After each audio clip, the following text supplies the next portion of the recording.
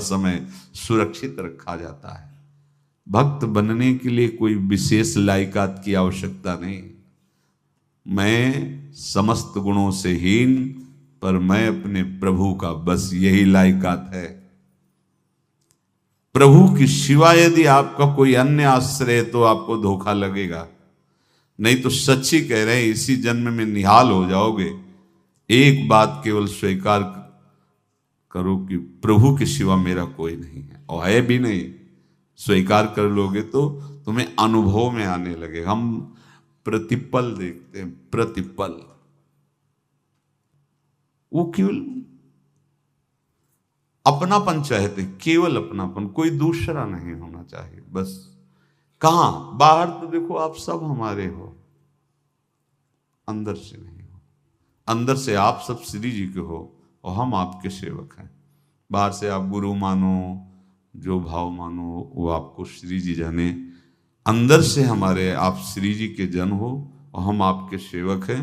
बाहर से कुछ भी व्यवहार मानो, कोई बाहर से व्यवहार का कोई अस्तित्व नहीं, अंदर की बात का अस्तित्व होता है। आप सब हमारी स्वामिनी के परिकर हो, हम आपके दास हैं। बस इस बात से हमारा अपनापन आपसे है, नहीं श्री जी के सिवा किसी से कोई अपनापन नहीं। कि आप इसका प्रभाव समझिए। प्रभु को सिर्फ अपनापन चाहिए, सिर्फ अनन्यता। यदि उपासक में 3 बातें नहीं है तो अभी थोड़ी गड़बड़ी है।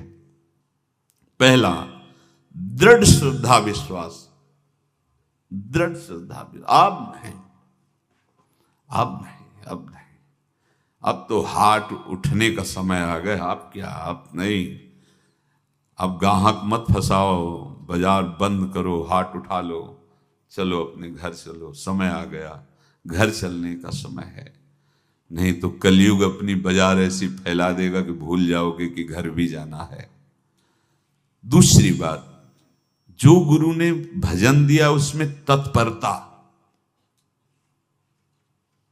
सच्ची मानिए।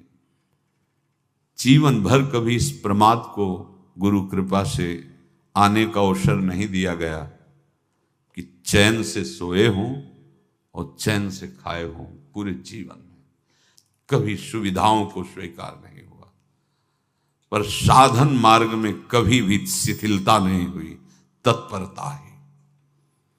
प्रभु पर पूर्ण श्रद्धा विश्वास और गुरु प्रदत्त साधन पर तत्परता। और तीसरा खास विषय, इंद्रियों से भोगों को न भोगना।